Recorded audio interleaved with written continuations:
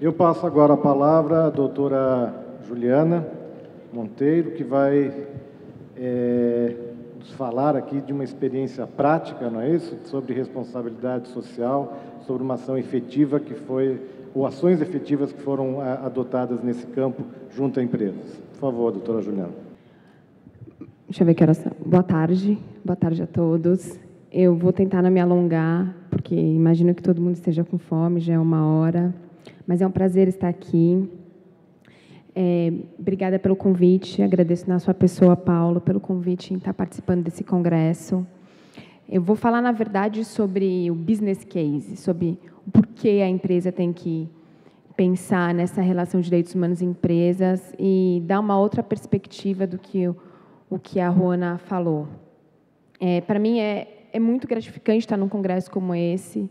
Me falaram que aqui tem cerca de 2.000 pessoas. Há 1 ano e meio atrás, quando eu comecei a falar mais abertamente sobre o tema direitos humanos e empresas, eu estudei em 2007, mas a gente começou a falar sobre isso mais há uns 2 anos, 1 ano e meio, tal. O público era bem pequeno, né? E poder participar desse tema com vocês é realmente incrível. Incrível, e pensar que direitos humanos não é uma coisa só de bicho grilo, nem de pessoa que abraça a árvore, nem de quem quer defender os bandidos. Tem uma outra perspectiva que é difícil de ser explorada, e aqui a gente vai tentar dar uma pincelada bem rápida. A Ruana já começou, falou um pouco dos princípios orientadores, e eu vou tentar aprofundar, em alguma medida, alguns dos temas, mas vai ser difícil, porque tem muita coisa para ser falada, na verdade. Eu começo a minha apresentação com 2 frases. Uma é do Milton Friedman e a outra é do Klaus Schwab. São 2 perspectivas para vocês entenderem um pouco a evolução. Em 1970, quando Milton Friedman ele escreveu um artigo, ele falava que a responsabilidade social das empresas era obter lucros.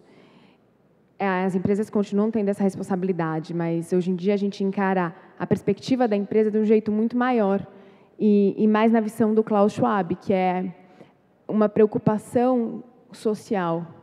É uma preocupação com responsabilidade e obrigações, não só no papel, uma obrigação efetiva. Então, a gente evoluiu muito nos últimos tempos, e o posicionamento do Milton Friedman, que é um super economista, ele, no mundo que a gente vive hoje, em que a gente pensa em responsabilidade social, sustentabilidade, ele não tem um lugar exatamente como ele foi desenhado no passado. A Ruana, ela falou para vocês sobre os princípios orientadores que foram desenhados pelo John Ruggie. Ele é um mapa para a gente se guiar, para as empresas se guiarem nessa busca de incorporar direitos humanos dentro da sua prática. Mas aí, outro dia, eu estava conversando num fórum com alguns amigos e ninguém tinha nunca ouvido falar nisso. Alguém já tinha ouvido falar? Alguém da plateia dessa normativa? Ninguém. Então, mas vocês estão no lugar que todo mundo está, porque a Ruana também pontuou que existe um grupo que está estudando os princípios de direitos humanos em empresas. E a presidente desse grupo, a coordenadora, ela deu uma entrevista há pouco tempo e falou que 99,9% das pessoas nunca ouviram falar disso. E é um tema que está super em voga, e a verdade é que não é que a gente não trata exatamente do tema, a verdade é que a gente não traduz exatamente o que ele significa para a gente. Porque, com certeza, no dia a dia, e algumas das empresas que vocês trabalham, elas já lidam com isso e a gente não sabe que está lidando com isso. Então, por exemplo, a Ruana estava falando, eu sou uma fabricante, vamos falar uma coisa bem factível, iPhone. iPhone é feito de pequenas pecinhas. Essas pequenas pecinhas, e esse iPhone normalmente é made in China. A tecnologia é americana, mas ele é made in China. Se você vai nas fábricas chinesas que produzem o iPhone, a condição de muitas delas, e já foi questionada, em uma matéria de 10 páginas do New York Times, é de trabalho escravo. Então, é uma realidade que a gente acha que está muito distante da gente, mas muitos dessa sala têm um iPhone. Esse iPhone tem uma influência direta de trabalho escravo, que a gente fala, poxa, será que isso é direitos humanos? Isso é o que é direitos humanos. Ou, por exemplo, uma empresa que vai produzir refrigerante. Ele usa água, muita água, para produzir refrigerante. Em algumas vezes, essa água, ela abastece uma comunidade, mas para produzir aquele refrigerante que a gente toma, tem que desviar um pouco daquela água para ir para a fábrica, para produzir o refrigerante que a gente toma, mas aquela comunidade não tem mais água. Então, aquela empresa que você fala, imagina, aquela empresa não tem nenhum problema, não tem nenhuma questão, mas, às vezes, a gente não está exatamente vendo as questões que já existem, então, no nosso dia a dia. Por outro lado, tem algumas empresas que já fazem trabalhos fantásticos de responsabilidade social, fazem uma análise de impacto socioambiental antes de desenvolver algum projeto. Em alguma medida, quando você faz uma análise profunda do social, você também está se preocupando com os direitos humanos. Então, na verdade, o que eu quero dizer é que muitas empresas já fazem algumas coisas e não traduzem isso como direitos humanos. Outras acham que a questão de direitos humanos não chega no business dela, e isso também não é verdade. Então, como a Ruana fez um convite para vocês pensarem sobre o assunto, eu reitero esse convite, assim como o professor Domênico também fez. E minha apresentação, na verdade, vem como a empresa pode começar a pensar nisso. Se ela nunca pensou, o que ela tem que começar a pensar? Então, aqui tem alguns bullet points. Então, primeiro, o que são direitos humanos? Os direitos humanos, eles são princípios e estándares que foram estabelecidos na Carta de 1948, na Declaração Universal.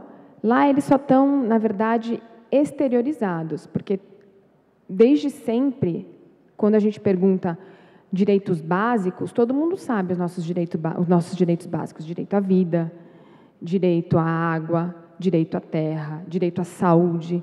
A gente consegue conceber alguns direitos básicos que a gente tem e que foram exteriorizados na Carta de 1948.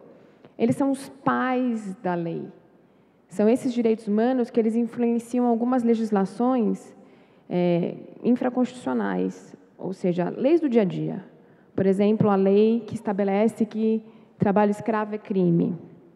Ou a lei que hoje em dia tem de crimes ambientais, que penaliza as empresas por crime ambiental. Tudo isso é influência direta dos direitos humanos. A gente pensa que... Outro dia eu estava numa... Só queria ponderar com vocês o que é exatamente direito, assim.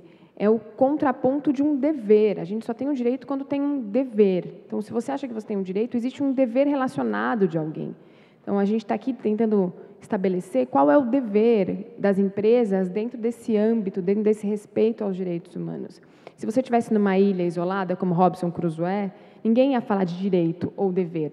Robinson Crusoe não tem que pensar em direito e dever, mas a gente vive numa sociedade em que tem direitos e tem deveres, e o núcleo duro desses direitos são os direitos humanos, que a gente, às vezes, acha que é muito etéreo, muito longe da nossa realidade. E, pelos exemplos que eu dei no começo, ele não é tão longe da nossa realidade como a gente imagina. O segundo ponto para a empresa, depois que ela entendeu quais são os direitos humanos exatamente, tem uma publicação, inclusive, da ONU, que faz uma tradução, chama Direitos Humanos Traduzidos, qual é o impacto que ele tem na minha empresa. E aí a gente vem para o segundo ponto, que é a relação dos direitos humanos com o seu negócio. Então, qual é a relação, o que exatamente do meu negócio pode impactar direitos humanos? Vamos supor, eu sou uma empresa de vestuário, uma grande empresa de vestuário. Tenho toda uma cadeia de valor. Para eu produzir a minha calça jeans, normalmente, não é a grande loja que produz a calça jeans. Se for em São Paulo, muitas vezes são pequenas indústrias têxteis que ficam no Bom Retiro. O que acontece no Bom Retiro? No Bom Retiro acontece, em muitos casos, um trabalho escravo urbano. Tem vários bolivianos, colombianos que estão lá e tem um trabalho escravo urbano. Qual é a minha responsabilidade como empresa do setor de vestuário por aquelas pessoas? Eu tenho responsabilidade, eles estão dentro da minha cadeia de valor. Há um tempo atrás, não sei se vocês acompanharam, mas uma grande empresa do setor de vestuário, ela saiu em diversos jornais, em revistas, por conta de uma exploração de mão de obra, justamente no bairro do Bom Retiro, de São Paulo. você é responsável também pela sua cadeia de valor. Ou, eu sou uma empresa de mineração. Mineração, por si só, ela é impactante. Por princípio, não adianta. Inclusive, a Constituição já fala que, quando você começa uma mineração, você tem que se preocupar como você vai acabar aquele projeto de mineração, porque o impacto é muito alto. Mas eu tenho uma comunidade indígena perto.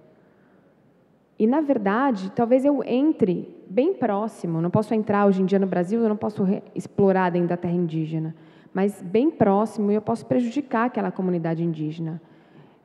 O que eu faço com aquela comunidade indígena? Eu tenho que conversar com eles, eu tenho que estabelecer algum tipo de diálogo? E se eu contaminar o lago que aqueles indígenas, na verdade utilizam para a sua subsistência?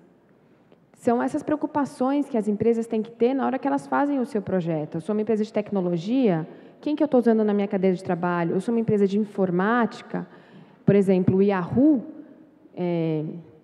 teve um super problema na China, porque ele forneceu para o governo chinês, informações de alguns militantes que eram contra o governo chinês. Qual que é a responsabilidade do Yahoo por ter feito isso? Aquelas pessoas, elas foram presas e algumas mortas.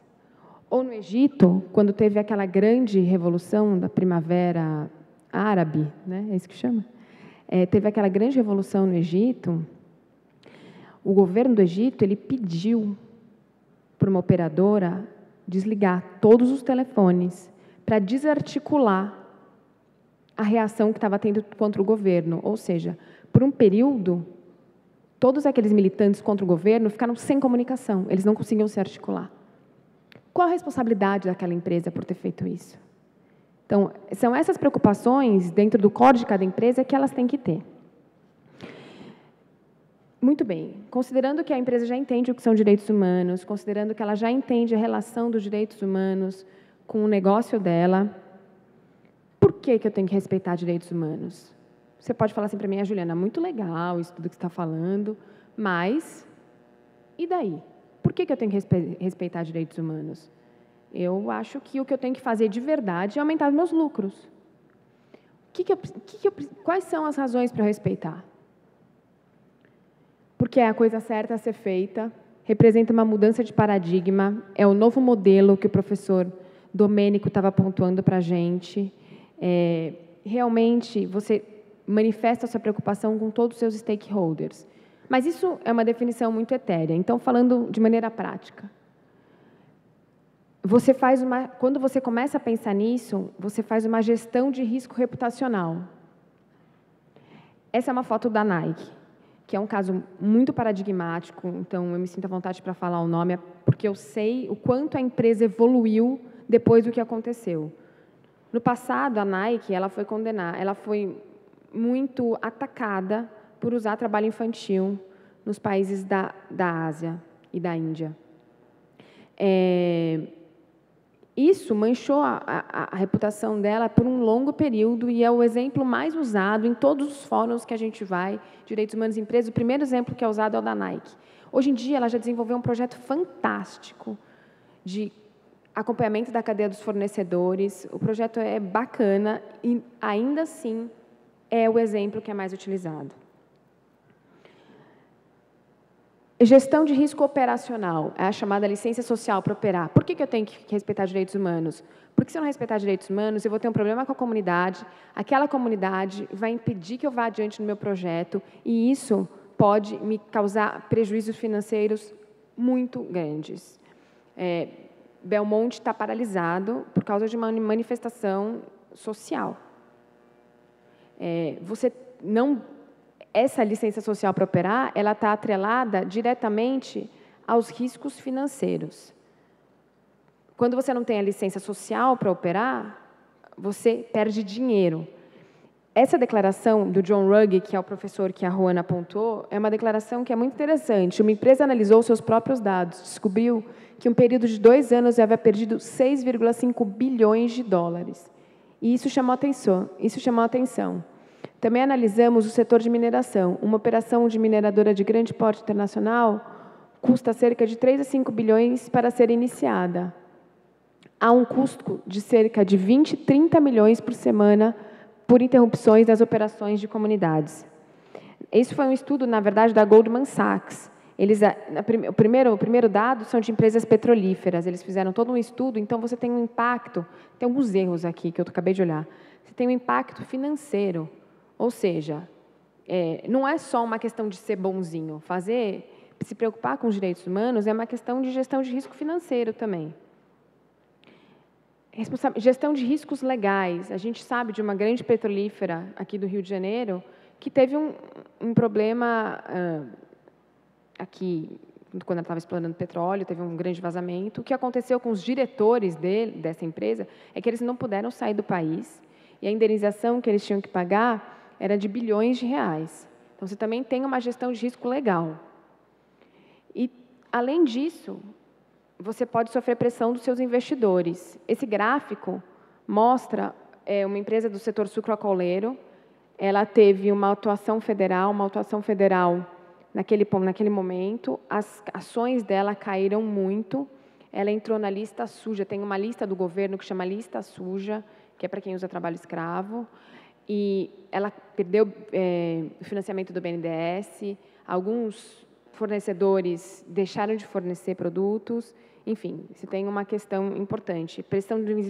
Os investidores também, eles fizeram com que a Toyota tirasse a Toyota de Burma, porque Burma é conhecido um país que tem uma ditadura muito forte. Então, os investidores pressionaram e a Toyota saiu do país. E depois do business case, depois que eu convenci realmente os altos executivos e toda a empresa de que é importante respeitar os direitos humanos. Aí tem o passo a passo, que a Ruana já tinha apontado para vocês, que é criar política, avaliar por meio de auditoria, implementar as ações de acordo com o que foi decidido, o que você verifica por meio da auditoria, analisar a efetividade das suas respostas e comunicar as violações. Eu vou passar rapidamente, porque eu acho que meu tempo acabou, né? Falando rapidamente do panorama atual, para vocês não acharem que a gente está falando alguma coisa que todas as empresas não estão acompanhando. As empresas estão cada vez mais criando as políticas. Hoje em dia, por um site famoso que chama Direitos Humanos e Empresas, em inglês, se chama Business and Human Rights Resource Center, eles já pontuam que tem mais de 300 empresas com políticas efetivas de direitos humanos. O número de empresas do Global Compact aqui no Brasil, em 5 anos, ele pulou de 92 para 354. E o Brasil é o país em desenvolvimento que tem mais instituições financeiras que adotaram os princípios do Equador. Os princípios do Equador determinam que as instituições financeiras, quando elas vão dar crédito, quando elas vão financiar alguma coisa, elas têm que fazer uma análise de impacto socioambiental. A OCDE ela aprovou um capítulo específico de direitos humanos, baseado nas diretrizes da ONU. O IFC, que é o braço do Banco Mundial de Instituição Financeira, também aprovou diretrizes sobre direitos humanos. Foi aprovada a norma ISO 26000 no ano passado, com um capítulo específico só sobre direitos humanos. E o Ethos, que é uma grande instituição que agrega empresas que fazem responsabilidade social, criou um grupo específico para tratar do tema. Ou seja, está tendo um movimento mundial para tratar desse tema. E quais são as empresas que já estão falando sobre isso? Esses são alguns exemplos de empresas que, em alguma medida, já começaram e estão pensando em desenvolver políticas e estratégias para lidar com os direitos humanos com relação às empresas. Eu tinha muito mais para falar, mas, infelizmente, eu deixo vocês por aqui. Meu contato está aí, para quem quiser falar comigo, fiquem à vontade, podem mandar e-mail. Espero que, assim, eu reitero o convite da Ruana para vocês pensarem com carinho sobre esse assunto, começarem a se mobilizar, pensarem estrategicamente, para que, como foi defendido pelo professor Domênico de Masi, a gente possa ser pioneiro, o Brasil possa ser pioneiro num novo modelo que contemple a preocupação com um dos pilares do Pacto Global, que é os direitos humanos. Obrigada, bom dia a todos.